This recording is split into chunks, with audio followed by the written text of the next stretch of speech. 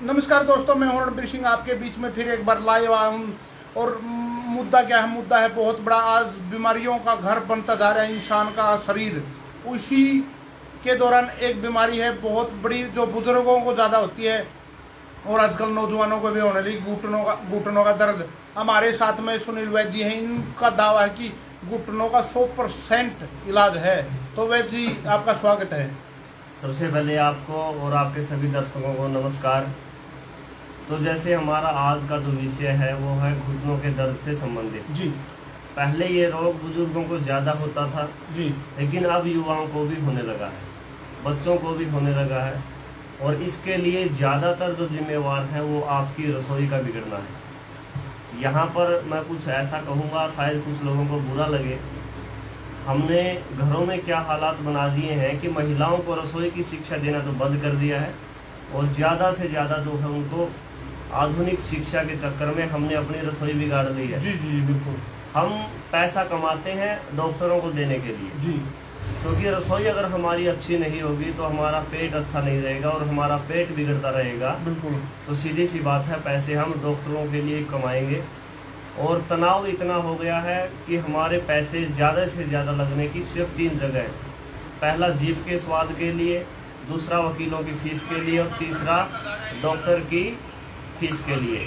मतलब जो पैसा आप कमा रहे हो अपने शरीर को परेशान करके, उस पैसे को अपने शरीर पर ही लगा रहे हो आपसी सोच समझ के अभाव में और रसोई की जो जिम्मेवारी है वो ना समझते हुए।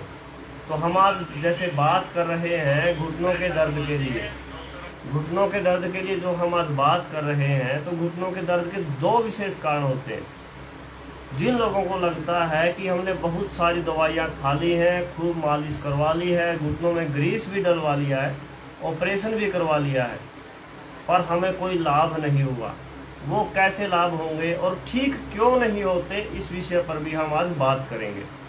तो पहले बात बताऊंगा मैं आपको, कुछ लोगों के घुटनों का जो दर्द है वो ठीक क्यों नहीं होता और कुछ लोगों का घुटनों का दर्द दवाई लेने पर और ज़्यादा बढ़ जाता है, वो क्यों बढ़ता है, इस पर हम आज बात करेंगे। जी। तो जिन लोगों को घुटनों का दर्द दवाई लेने पर बढ़ता हो उनको मैं बता दूं, जिन लोगों को जैसे घुटनों का दर्द शुरू हुआ, किसी वैद्य के पास या डॉक्टर के पास गए, उनको समस्या क्या होती है, वो जी घबराना शुरू हो गया, पसीना ज़्यादा आना शुरू हो गया, उनकी सूजन बढ़ गई या फिर जो है उनका दर्द और बढ़ गया दवाई लेने से, तो वो अपना यूरिक एसिड टेस्ट करवाए।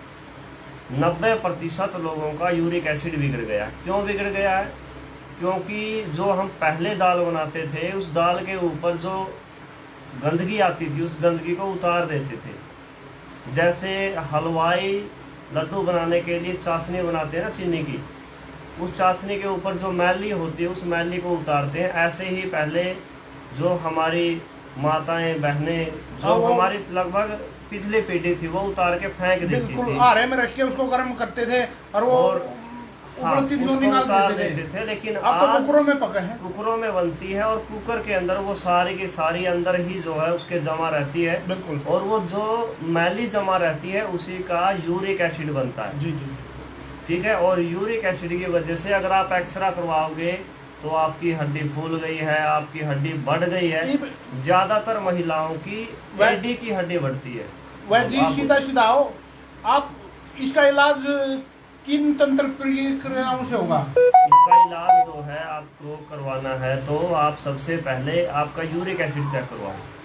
यूरिक एसिड अगर बढ़ा है तो आप पुनर्नवादी अर्क, पुनर्नवा मंडूर और महानारायण महामास और महाविष गर्भ तेल की मालिश करो।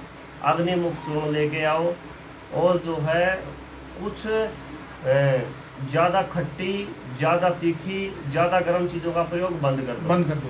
और यदि आपको यूरिक एसिड नहीं बढ़ा है तो महानारायण महामास महाविष गर्भ वही तेल है, उनकी मालिश करो।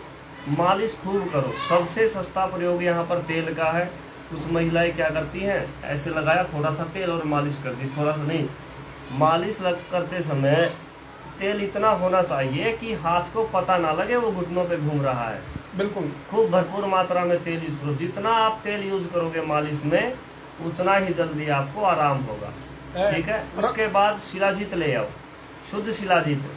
आम आदमी से दूर करने के लिए शिलाजीत को मशहूर कर दिया कि ये सेक्स में काम करता है, सेक्स में हमारे पूरे शरीर पे काम करता है, नाड़ियों को मजबूत करता है, नसें कमज़ोर हो गई उसको मजबूत करता है, सिर में दर्द होता है उसमें अच्छा रिजल्ट है, घुटनों में दर्द, कमर में दर्द, जोड़ों में दर्द, पेट में दर्द, कहीं भी दर्द हो, शिलाजीत शुद्ध शिलाजीत लेके आओ। और लगभग 1 ग्राम से लेकर के 3 ग्राम तक एक आम आदमी पचा सकता है, लेकिन आप 1 ग्राम ही रखो, ज्यादा मत लो। तो वैद्य जी सीधा आप बताओ, आपके पास इलाज किस प्रकार का है? वो बिल्कुल है, जानू बस्ती होती है, घुटनों के ऊपर आपको उड़द का आटा लगाना है। उड़द का आटा लगा करके एक कटोरी के जैसा बन जाएगा, उसके अंदर आपको गरम तेल जो आपको सुहा जाए, ज़्यादा गर्म ना हो, वो डालना है और लगभग 10 मिनट तक हर रोज़ रखो। अगर आप 10 मिनट तक रख लोगे तो 10 मिनट में आपको आराम होना शुरू हो जाएगा। और घुटनों के दर्द में अगर आप यूरिक एसिड की रिपोर्ट करवा करके कहीं से भी ट्रीटमेंट दोगे, किसी भी वैद्य से, अगर वो जानकारी रखते हैं तो आपको 10 मिनट में आराम दे सकते हैं, बिल्कुल एलोपैथी की तरह नहीं, उससे तेज। राहुल जी पूछ रहे हैं, राहुल जी हम हैं आज बोंगरा गांव में सुनील वैद्यों के पास। सुनील जियों के पास घुटनों के दर्द का बहुत अच्छा ट्रीटमेंट है। कई पेशेंटों ने मेरे से गुहार करी थी कि आप वहां जाकर वीडियो बनाओ, और मैं वीडियो बनाने आऊँ। इनके पास 100% घुटनों के दर्द का इलाज है। तो कोई भी भाई देखो, मैंने कोई ऐड के पैसे नहीं, कोई और नहीं, भाईचारा वीडियो बनाई है। कदे कोई भाई ने सोचा ऐड करी है और करी है, ऐड का कोई मैटर नहीं है। मन्ना तो किसी भाई को फायदा हो जाए, 2 भाइयों को फायदा हो जाए। घुटनों का दर्द सस्ता टिकाऊ इलाज है, और जरूरी नहीं है आप इसका इलाज करवाने के लिए हमारे पास आओ। राहुल जी पूछ रहे हैं वजन कम करने का कोई तरीका है क्या? वजन कम करने के लिए सबसे अच्छी मैं आपको आपके आसपास की दवाई बताता हूँ। एक अश्वगंधा होता है, नहीं इसको फोन पे बता देना। ये तो घुटना दर्द पर रखो, नहीं घुटनों का दर्द का बता तो दिया। अच्छा ये भाई घुटनों का दर्द का मैटर था पूरा। और ये वजन वाली और सुन लो भाई, आपके काम आ जाएगी। हाँ, अश्वगंधा के 4 पत्ते कूट के गर्म पानी में मिला करके हर रोज सुबह खाली पेट लेना शुरू कर दो। और त्रिफला आधा चम्मच त्रिफला शाम को सोते समय दूध के साथ या गुनगुने पानी के साथ ले लो।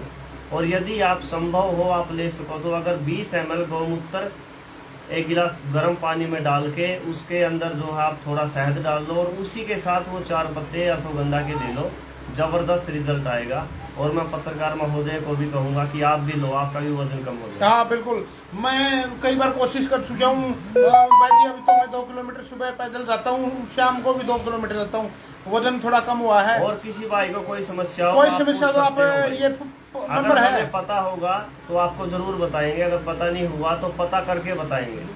बिल्कुल, अभी आप लाइव में भी पूछ सकते हो, लाइव में पूछ सकते हो। और वैद्य जी का नंबर 9807 पूरा 31,000 है। ये बोंगरा गांव ऊंचाने पास, ऊंचाना हल्का आपने पता है, ऊंचाना हल्का फेमस हल्का है।